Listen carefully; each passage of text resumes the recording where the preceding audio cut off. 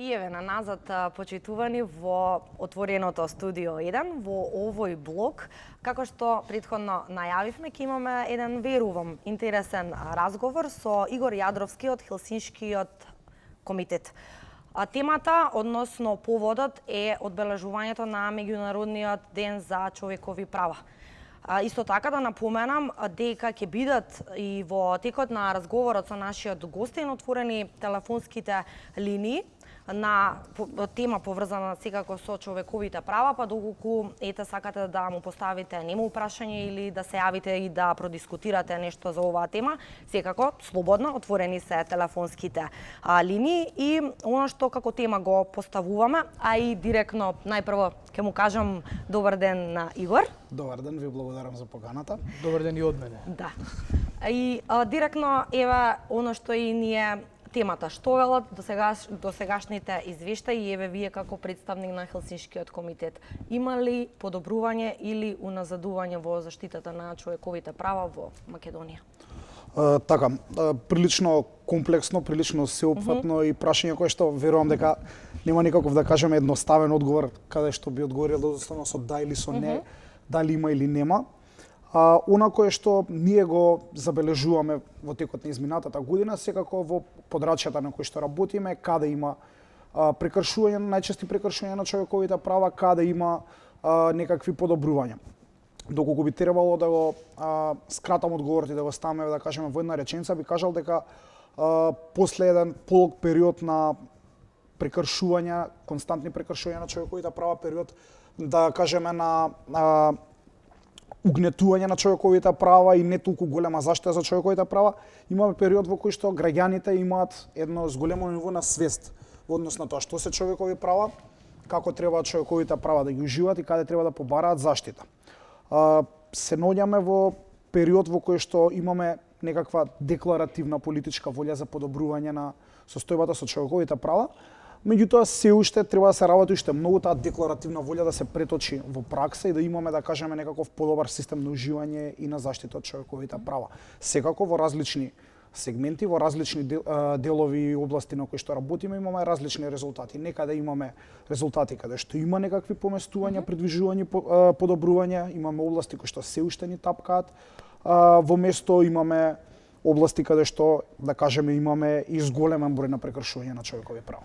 Јадровски, универзалната декларација за човекови права вели дека сите граѓани, односно сите човечки суштества се раѓаат слободни и еднакви, но и вие сте сведок и граѓаните можеме да кажем слободно дека е генерален заклучок дека не секој ги ужива истите права, како во Македонија, така и на глобално ниво. Меѓутоа, еве од она што се пријавува во Хелсиншкиот комитет најчесто како поплаки, која е дискриминацијата или дали е тоа расата, дали е тоа политичкото убедување, дали е тоа јазикот, дали е тоа етничката припадност, родовата припадност. Кој од овие делови најчесто е причина за поплаки во Хелсиншкиот комитет? Така, ако се концентрираме само на дискриминацијата како еден појавен облик на нееднаков третман заради одредена карактеристика, Хелсиншкиот комитет е препознаен како, да кажам, сервис провайдер, некој што дава услуги за бесплатна правна помош, меѓутоа и работи на политики и наменување на закони во однос на областа на дискриминацијата. Од последните извештаи кои што ги имаме извадено на тема дадена правна помош и документирани случаи, можеме да кажеме дека за жал една од водечките категории каде што е регистрирана најголем број на пријавени случаи на дискриминација по преченоста, односно основ како дискриминација по преченост, што говори повторно поврзано со она што државата го прави во однос на пред се пристапноста, затоа што тоа е еден најчест појавен облик на дискриминација, иако е за жал, да кажеме, некаква најосновна работа која што треба да се подобри унапред и во однос на подобрување на правата на лица со попреченост, физичката зборам пристапност, тоа е едно од најголемите основи кои што ги добиваме како поплаки во представките за дискриминација. Областите се различни, дали е тоа во образование, дали е тоа во работен однос, дали е тоа во здравство. Исто така имаме прилично доста представки кои што се однесуваат на сексуална ориентација и родов идентитет, нешто кое што се уште го немаме во актуелниот закон. Се надеваме дека во новиот предлог закон кој што веќе неколку месеци во собранска процедура ќе го добиеме како експлицитна основа. Добиваме доста представки кои што се врз основа на политичка припадност. Во последно време има зголемување на представките во однос на верска, религиска припадност и така. Додека само Јана ќе ми дозволиш додека не ми одлетала мислата, а во контекст на ова, кога се работи за родовиот идентитет.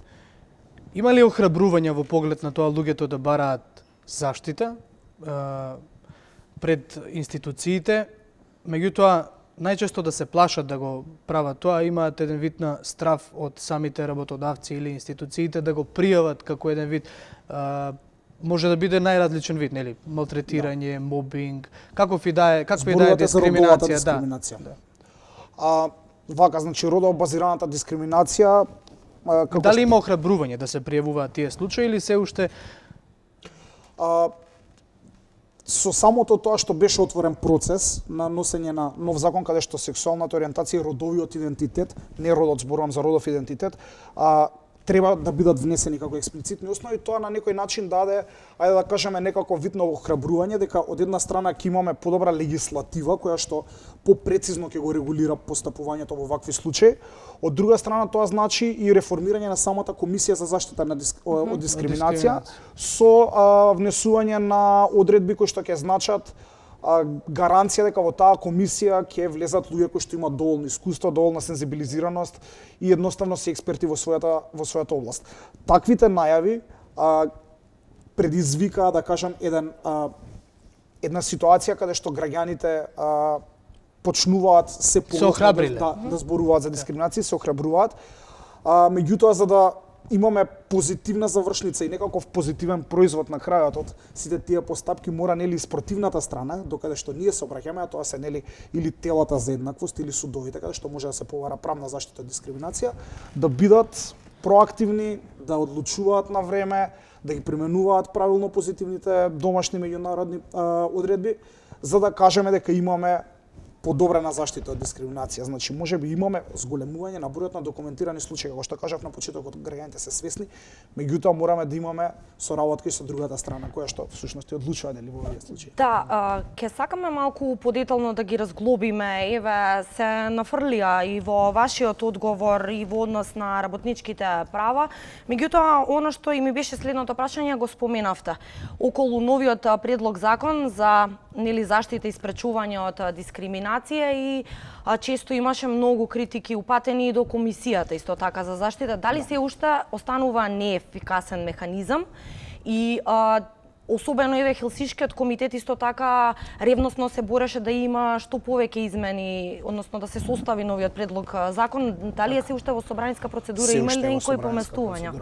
Во однос на новиот закон морам да кажам дека донесувањето, односно изработката на новиот закон се случуваше во едно би рекол прилично инклузивно опкружување. Значи Хелсиншкиот комитет е дел од работната група, представници на Хелсиншкиот комитет се дел од работната група за новиот закон, тоест беа затоа што веќе има предлог закон. Се работеше на вистина долго со цел да се добие еден поквалитетен, унапреден закон, да се покријат сите аспекти кои што ги увидовме со стариот закон, а беа, да кажам, проблематични или даваа некакви карактеристики на нефункционалност на стариот закон. И можам да кажам дека најдовме на одлична соработка од Министерството за труд и социјална политика, некој кој што беше како носител нели на целиот тој процес на носење на нов закон. Она што е проблематично е што предлог законот веќе 5 месеци во собраниска процедура. Заглавен во собраниската процедура. Се уште не е поминат на комисија и се уште немаме никакви навестувања, ниту пак најави кога тоа ќе биде завршено, односно кога ќе биде усвоен новиот закон и кога тој ќе стапи на сила. Иако според сите предпоставки, според сите разговори кои што ги водевме со надлежните институции, тоа до сега требаше да се случи. Министерката за труд и социјална политика на последната седница на Комитетот за елиминација на сите форми на дискриминација против жените, тоа е СИДО комитетот при Обединетите нации, во низиното обраќање истакна дека до крајот на годинава ние ќе имаме нов закон кој што ќе биде имплементирано, односно ќе почне да се применува, што е прилично оптимистичка, да кажеме, проценка. Искрено сметам дека тоа нема да се случи. Иако верувам во позитивните и оптимистичките размислувања на министерката, како што реков, ние мислевме дека многу порано ќе биде донесен. Она кое што е вториот дел од прашањето во однос на Комисијата за заштита од дискриминација. Колку всушност спречува тоа што се уште е како основно тело за заштита, нели, комисијата, може да се каже дека се уште не е ефикасен механизам? Па, комисијата останува единствено тело за заштита од дискриминација, кое што нуди заштита од дискриминација во управна постапка, која што е бесплатна постапка. Тоа значи дека е, да кажеме, прва инстанца до која што граѓаните се обраќаат, затоа што треба да понуди прво заштита од дискриминација во многу пократок рок од судот, треба да даде одредена препорака која што ќе значи спречување на дискриминација во иднина и која што треба да служи, да кажеме, да има некаков и едукативен карактер, ако сакате, за потенцијалниот дискриминатор да го научи како не треба да постапува во иднина. И трето е постапка која што чини 0 денари, значи треба да поднесете само претставката. Тоа што комисијата се уште длабоко ги прекршува законските рокови во кои што треба да донесе мислење, носи, би се дозволил да кажам, непрофесионални, паушални мислења, некогаш не почитува ниту пак законската процедура на која што ние реагираме, ја прави заштитата од дискриминација неефикасна. Граѓаните може да се обратат до народниот правобранител кога ќе почувствуваат дека се дискриминирани од државни органи, институции кои што имаат вршат јавни овластувања, меѓутоа тоа е, да кажам, прилично ограничено. И она што им останува е да бараат правдата пред суд, која што се уште е долга процедура, скапа процедура и не сите граѓани може да ја покренат и да ја издржат до крај. Така да мислам дека една од клучните компоненти зашто веруваме дека новиот закон ќе биде поефикасен е токму реформирањето на комисијата со внесување на одредени одредби кои што ќе гарантираат дека комисионерите кои што ќе влезат во комисијата ќе бидат со правилна експертска позадина, сензибилизирани со доволно работно искуство. Исто така се гарантира со новиот закон и од некои одредени други работи кои што ќе убрзаат работата на комисијата, како на пример, не знам, формирање на администрација на комисијата. Сега комисијата нема никаков секретаријат, значи функционира без административна поддршка, да кажеме. Исто така во однос на формирањето на секретаријатот и уште низа други, да кажам, реформски одредби кои што мислиме дека ќе го направат овој закон да биде попрецизен и да дава подобра заштита од дискриминација. Почитувани, следите разговор со Игор Јадровски од Хелсиншкиот комитет за човекови права. Темата е Меѓународниот ден на човековите права. Јадровски, ако не одиме подетално во одредени области, онака генерално, кои се областите каде што најмногу се загрозени правата на граѓаните во Република Македонија? Што покажува праксата на терен? Од пристапност до системите на правдата, до борба против дискриминацијата. Така, па, ако ја земеме статистиката... Што најмногу патиме? Така. Ако ја земеме статистиката, едноставно како, да кажеме, суви бројки, најголеми пријави во однос на прекршување на право имаме во однос на работничките права. И тоа се должи на изминативе, да кажеме, 2 години во кои што активно работиме на правно зајакнување на една од најмаргинализираните категории на работници, тоа се текстилните работнички, и каде што најактивно работиме на терен во однос на регистрирање на прекршување на работнички права и постапување по собраните случаи. Не сум сигурен дека сватив доволно добро. Последните 2 години го изработувате извештајот или фокусот е на овие? Последниве 2 години ги вршиме овие теренски активности во кои што на терен пружаме правна помош на текстилни работнички. Иначе, досега сме немале ваков формат на пружање на правна помош, да имаме толкав опфат на конституенти, туку едноставно луѓето кои што требале да пријават одреден правен проблем се упаќале во нашата канцеларија. Ние сме работеле теренски, да, сме посетувале маргинализирани заедници некаде каде што мислиме дека ќе најдеме на прекршување на човекови права, меѓутоа вака систематски во последниве 2-3 години работиме и фокусот е на текстилните работнички. Токму заради тоа што, да кажеме, прекршувањата на работничките права во оваа индустрија се горе-доле секојдневие и голем број на работници се соочуваат со ваквите прекршувања. Статистички имаме најголем број на прекршување на работничките права. прекршувањата се од најразличен тип и карактери и се однесуваат буквално на секој работничко право кој што може да го замислите. Од непријавување на прекувременна работа до работа во несигурни и нестандардизирани услови, до неплаќање на денови на работа, на денови на одмор и државен празник, непочитување на правото на годишен одмор, до низа непочитување на права кои што се гарантирани со колективните договори, како што е да кажеме регресот за годишен одмор К15, непочитување Зошто уште не можеме да се избориме со тоа? Текстилната индустрија, односно баш во областа на текстилот, тие работници знаеме со години дека најмногу страдаат. Каде е сопирачката на сето тоа? Зошто не успеавме досега да се избориме за нивните права? Зошто тоа мора да биде секогаш преку активистите кои ќе бидат гласни? Така, се сложувам. Ова е мој лично гледиште, значи јас проблемот го лоцирам во неколку точки. Првата точка е, и можеби најголемиот проблем е доброто и ефикасно функционирање на заштитните механизми. Значи, повторно, како што говорев за дискриминацијата, нешто слично важи и за заштитата на работничките права.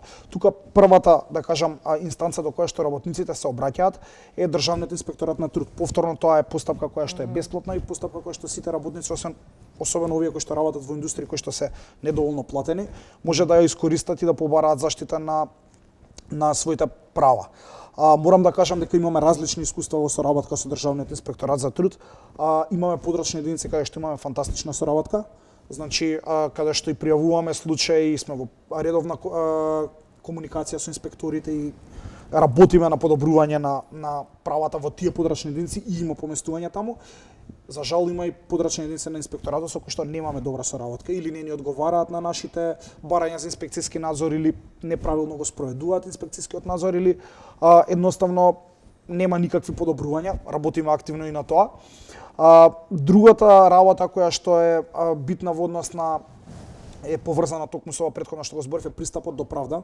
Работничките и работниците кои што не би рекол само во недоволно платените индустрии, туку и дури и оние кои што се со просечна плата, ако отидат да побараат правда пред суд, тоа значи минимум едно рочиште во текот на месецот, тоа значи една половина од просечната плата треба да одвоите за судски трошоци, значи имаме многу скапа правда. Колку сме заглавени, всушност еве ги спомнавме судовите и тоа ми беше следното прашање во однос од една страна на нели сите тие реформи што се најавуваат во судството, а од друга страна нели следствено повлекува и пристапот на правда, колку всушност почитувањето и заштитата на човековите права и слободи е нели правопропорционална поврзана со независно и кореспондивно судство. Така, не само што е правопропорционално поврзано, туку е есенцијално. Мислам дека реформите во правосудниот систем и реформирањето на, да кажам, подобрувањето на пристапот до правда се две есенцијални работи кои што мора да се подобрат за да ние можеме да збориме за подобрување со ситуацијата со човековите права и да кажеме за некакви попозитивни резултати.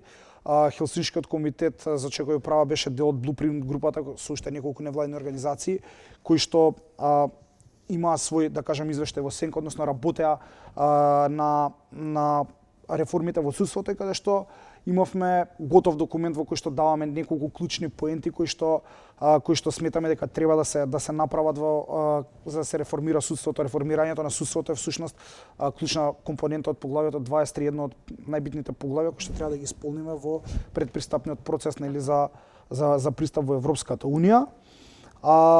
Сметам дека се уште тоа оди многу бавно, многу бавно оди. Се уште немаме, не се ни оддалеку завршени тие реформи, дел од нив не се ни починати, а без такви реформи, без да се врати довербата во судскиот систем, без да се реформира судскиот систем кој што ќе гарантира непристапно професионално водење на постапките, не можеме да збориме за правна сигурност на граѓаните, а со тоа не можеме да збориме ни за некакво почитување на човековите права. Од друга страна, она што е многу битно за пристапот до правда е драфтирањето на новиот закон за бесплатна правна помош. Во моментов имаме закон кој што има и добри одредби, меѓутоа има и рестриктивни одредби. Со новиот закон ќе се овозможи многу поголем број, многу поразлични категории на луѓе да можат да добијат бесплатна правна помош од страна на државата, значи државна платена правна помош, што исто така би требало на долг рок да резултира со подобра правна заштита, а со тој со поголемо почитување на човековите права.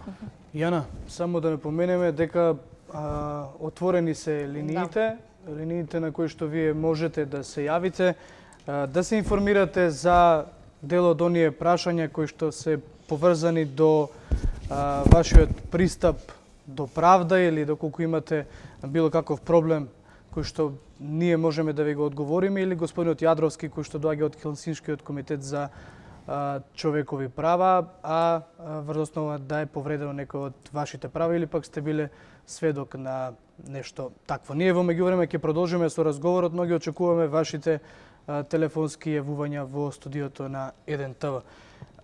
Јадровски, колку може да се каже дека во Македонија е присутно модерното робство? И како поим да го доближиме до граѓаните, што може се да влезе во тоа модерно робство? Пак е поврзано со правата на работниците. Да. Модерното робство како феномен, значи, се разликува од држава во држава, зависност од таргет групата која што ја опфаќа, затоа што нели секоја таргет група која што е опфатена со модерното робство има своји карактеристики, па заради тоа и феноменот, да кажам, се прилагодува, односно е флексибилен во однос на тоа на кого се однесува. Секогаш се карактеризира со грубо прекршување на човековите права, со значително ограничување, присилно ограничување на слободата и со одредени елементи на тортура. За да разговараме за модерно робство во Македонија, нешто кое што, да кажеме, најблиску ги има елементите, не ги исполнува во целост, меѓутоа има најблиску елементи. Тоа повторно би била текстилната индустрија како, да кажеме, најмалку платена индустрија, индустрија каде што има најмногу прековремена работа, најмногу нерегистрирана и најмногу платена прековремена работа. Исто така индустрија во која што имаме голем број на повреди во самиот работен однос и голем број на прекршување на сите работнички права. Не би се ограничувал тука само на ваквата индустрија. Знаеме за лошите услови на вработените во повеќе странски инвестиции, каде што имаше и протести, каде што за дел од нив реагираше Хелсиншкиот комитет. Исто така, тука донекаде би можел да ставам и одредени примери од градежната индустрија. Годинава имаше... Секоја индустрија има... Да, може да се најдат примери од секоја индустрија, меѓутоа ако треба да кажеме да даеме нешто што има најблиску карактеристики, тоа секако би било текстилната индустрија. Исто така, пред крај, да не заборавиме, споменавте Јадровски и на почетокот. Факт е дека изминатава година се може да се заклучи дека се повеќе забележливи инцидентите од насилство, од омраза, особено кај младите лица. Да. Како стојат статистиките и бројките во овој однос? Омраза најчесто по политичка, верска или етничка, нели, основа? Да. Хелсиншкиот комитет води посебна статистика за овие дела. Во тековнава година се уште треба да ги обработиме податоците за последниот квартал, меѓутоа од јануари до септември регистрирани се 87 дела од омраза. Она што е алармантно, како што веќе споменавте, тоа се во овие дела од омраза најчесто се вклучени лица под 25 години, значи тоа се прилично млади луѓе кои што се вклучени во делата на омраза. Можам да кажам дека најмногу дела од омраза се забележани во месеците март, јули и август месечини. Тоа се месеците кога ги имавме локалните избори. И месеците кога беше најавена целата кампања пред референдумот и за спроведување на референдумот, значи најчесто се поврзани со политичка афилијација, меѓутоа од друга страна имаме и голем број на дела од омраза кои што се поврзани со етникум, се поврзани со можеби не боја на кожа, меѓутоа исто би влегол тука елементот на боја на кожа и со етничка припадност. Она кое што е прилично загрижувачки е што во многу мал дел од случаите кои што се регистрирани како дела од омраза, всушност при самото пријавување во полиција не се регистрираат како дела од омраза. Тоа е резултат до некаде и затоа што имаме да кажам правна празнина, односно ваквите дела немаат најдено свое место во Кричниот законник се уште, па можеби затоа во овој момент немаме доволен број на регистрирани дела на омраза и доколку побарате официјална статистика од официјалните органи, ќе видите дека официјална статистика за сторени дела од омраза нема. Ние можеме да се потпреме само на нашата статистика, тоа се случаи кои што или допираат до нас или се пријавени до нас, меѓутоа не можеме да кажеме дека тоа е официјална статистика. Да. Некаде при крајот јас би сакал само уште една тема, тоа е состојбата на унапредувањето на правата на ЛГБТИ заедницата. До каде сме со тоа со оглед на тоа што изминативе години колку пати беше нападнат центарот на ЛГБТИ заедницата, ништо не е решено. Да, така. Колку се поместени состојбите? Во овој дел можеме да збориме дека имаме декларативна политичка волја, можеби најасно искажана до сега во однос на високи владени представници да присуствуваат на настани, да говорат за подобрување на состојбата, да покажат некаков вид на сензитивност, да се направи интерпарламентарна група која што ќе работи на правата на ЛГБТ и заедницата, меѓутоа се уште немаме нешто кое што ќе значи активно подобрување на правата. Прво ви кажав дека се уште законот за заштита од дискриминација е заглавен во собранска процедура, каде што треба да се даде едно проширување со додавање на основ сексуална ориентација и родов идентитет, кој што ќе засили, да кажеме, заштита од дискриминација кон ЛГБТ и лицата. Од друга страна, се уште немаме законско решение за правно признавање на родот, односно тоа е проблем со кој што се соочуваат трансродовите лица, кога ќе се наоѓаат во фаза на транзиција, кога ќе го сменат, ќе трансформираат, ќе го сменат полот, немаат законска можност да ги сменат личните документи, а тоа им прави низа проблеми од секаков аспект, од аспект на преминување на границата, од аспект на уживање на некакви права од здравствена заштита и слично. Тоа е уште нешто кое што, да кажеме, треба да се случи за да имаме подобрување на ситуацијата. И можеби последното нешто е и најстрашното нешто е феноменот на неказнивост. Како што кажавте, ЛГБТ центарот беше нападнат 6 пати. Мислам дека ние ќе престанавме да броиме колку пати е нападнат. Имаме активни кривични пријави кои што се уште седат во фиоките на обвинителство и никој не постапува по нив. Со самото тоа што немаме правна сигурност, односно имаме феномен на неказнивост, не можеме да говориме за унапредување на некакви други права, кога основното право, правото на живот, беше 6 пати загрозено на ЛГБТ и лица, на познати активисти, а се уште немаме никаква правна разрешница. Така да мислам дека доколку зборуваме за реална желба и реална волја за подобрување на состојбата на правата на овие лица, треба да се почне токму од тоа, значи да се завршат овие постапки, да имаме правна завршница од нив, па подоцна да збориме за почитување на секакви други права. И дека има некакво подобрување на состојбата. И секако да се сноси одговорност оние кои што беа одговорни за тоа, да сносат одговорност, па после можеме да говориме за било какви други подобрувања и напредувања.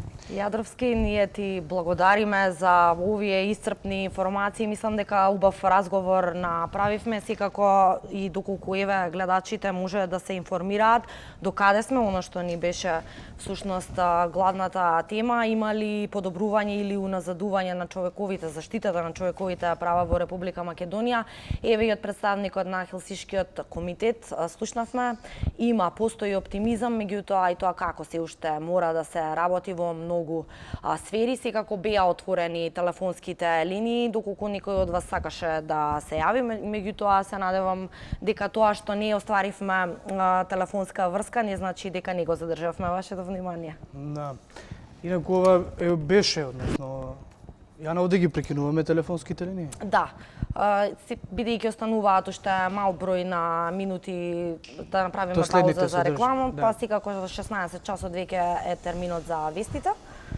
Така што заклучно со разговорот со Јадровски ќе ги затвориме и телефонските линии. Во ред. Јадровски, уште еднаш благодариме за времето, благодариме на исцрпните одговори. Ви благодараме на вас за поканата, беше задоволство да гостувам. Така и ова е прво твое гостување. Прво моје гостување. Се надеваме и последно, не и последно. Ви благодарам. Одиме со една кратка пауза и се враќаме после со Студио 1.